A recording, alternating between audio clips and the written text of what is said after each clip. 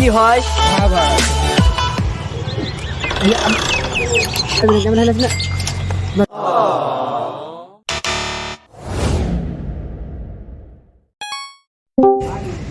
কি ভাই, রেজাল্টের কি খবর?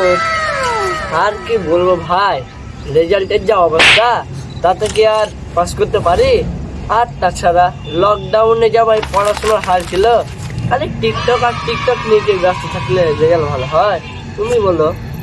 তাই তো রে ভাই, ঠিকই বলেছিস ভাই। রেজাল্টের যা অবস্থা, কিভাবে যে আব্বাকে দেখাবো রেজাল্ট তাই ভাবছি। আর আমার আব্বাকে আমাকে নিয়ে নাকি বড় বড় স্বপ্ন। কি বলেছে জানিস? বলেছে আমাকে নাকি বৈজ্ঞানিক বানাবে।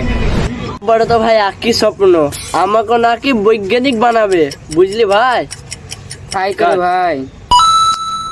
আচ্ছা ভাই, একটা কথা ভাবতো, যাতে আমাদের স্বপ্ন পূরণ হয়ে যায় আর ধরাও না খাই আমরা কারো কাছে।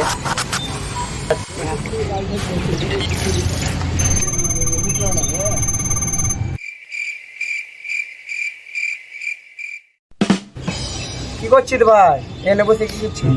আর কি করবো ভাই, বাড়ি তো আর যেতে পারছি না, তাই এখানে বসে বসে ভাবছি কি করা যায়। বুঝতে পেরেছি ভাই, আমারও তোদের মতো একই অবস্থা। হ্যাঁ ভাই, আমার আব্বার মনে হয় স্বপ্ন আর কোনোদিন পূরণ হবে না। চিন্তা করিস না ভাই, আমি তোদের এমন একটা জায়গার সন্ধান দেবো, তোর বাবার স্বপ্নটা পূরণ হবে, আমার ডাক্তার হওয়ার স্বপ্নটা পূরণ হবে। হ্যাঁ ভাই, তুই ঠিক বলেছিস। আচ্ছা চল ভাই, আজকে ঘরে যাই, কালকে আবার দেখা হবে। কালকে তাহলে ডকুমেন্টস গুলো নিয়ে আসবি। ঠিক আছে ভাই। সবাই চলে এসেছিস? হ্যাঁ ভাই। ডকুমেন্টস গুলো লিখে চলে এসেছিস তো? হ্যাঁ, সব ডকুমেন্টস গুলো নিয়ে চলে এসেছি। চল তাহলে যা যা।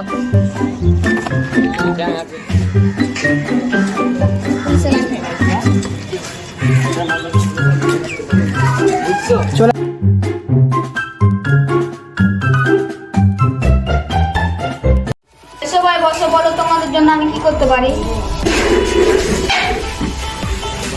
জিনিসটা করার জন্য সারাদিন বসে থাকি, ওই জিনিসটাই করতে এসেছি।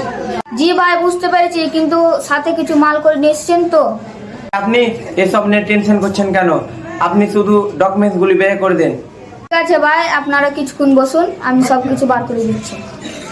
আরে ভাই, তুই তো আমাদের কাজটা অনেক সহজ করে দিলি রে। ভাই, তোর এই উপকার আমরা আর কোনোদিনও ভুলতে পারবো না। আরে না ভাই, তোদের